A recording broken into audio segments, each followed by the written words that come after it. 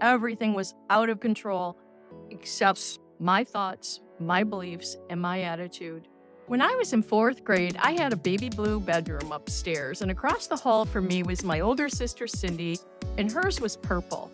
She was in 8th grade at the time, and she was the definition of cool. I wanted to be just like her, as many younger siblings often do. I admired everything about her, but most especially her clothes and her record albums, because she and her cool friends would hang out in the attic, listening to Black Sabbath and the Rolling Stones, smoking cigarettes underneath a black light. It was mysterious. This story is about the power of manifestation.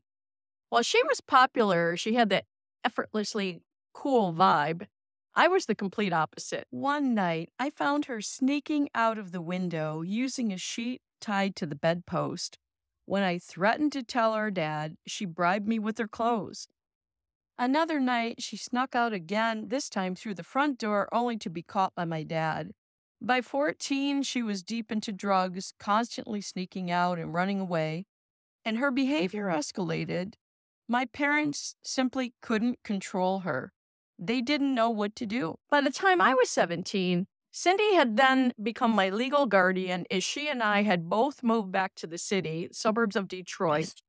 And I had 6 months to graduate high school. I had to work 3 jobs and go to day school and night school in order to pay rent and start surviving. But this was a drug house, and Cindy had a 2-year-old boy. I would work until midnight waitressing and then have to do homework until 2 or 3 in the morning. When I would wake up the next morning, and my car would be gone for days, and so was she.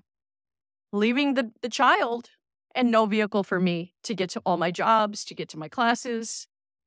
Eventually, the school principal had called me to tell me if I missed one more day of school that I was going to fail. That was not going to happen. It was too important to me. I had decided I'm going to college. I'm getting a career. I don't know how I'm going to do it, but I'm going to do it somehow. I became more and more furious at my sister. But that was just the beginning of the real nightmares to come relating to her drug addiction and scary people and her antics. For about the next 20 years of my life, I was continually on this perpetual land of getting back up again somehow and changing my attitude to keep going. I had to fight for a better life. I knew that somehow I was going to have to harness the power of my thoughts and positive thinking, because I was so depressed and so negative and so fearful and so doubtful, and my beliefs were just a mess. I didn't believe I could do anything. I was consumed by depression, and I had nothing except prayer and what came to be manifesting and positive thinking, where I wrote in journals to change my beliefs, to tell myself better things about myself and my life and what things would become and what things would be. It was like brainwashing myself out of depression and PTSD even. Because remember then, there was no talk of this. There just weren't any educational pieces around this. So manifesting became my way to survive. That is why I have this channel in a nutshell.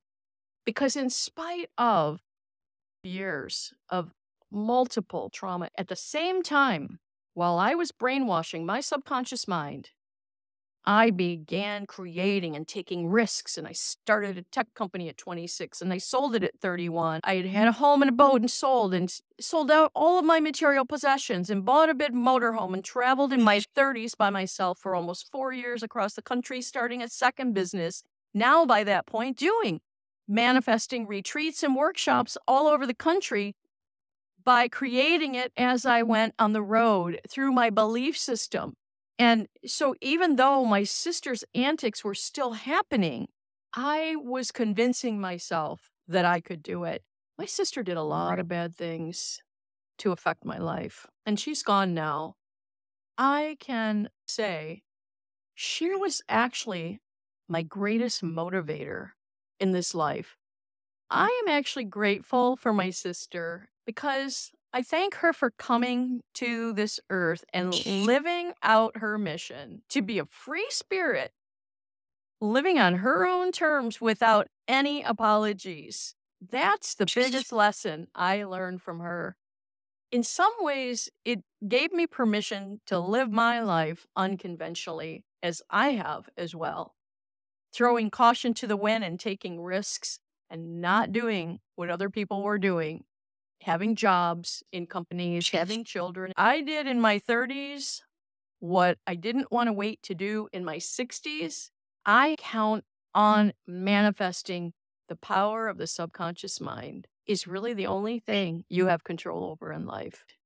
The moral of these stories is it's never too late to reframe your perspective about those who harmed you. Relationships are our greatest teachers, and the most painful ones, especially, are the greatest teachers. And individuals on the planet who are the most messed up are even the greater teachers because most of us learn through pain. I'm Kate Wilder. I want to thank you for being here and watch the next episode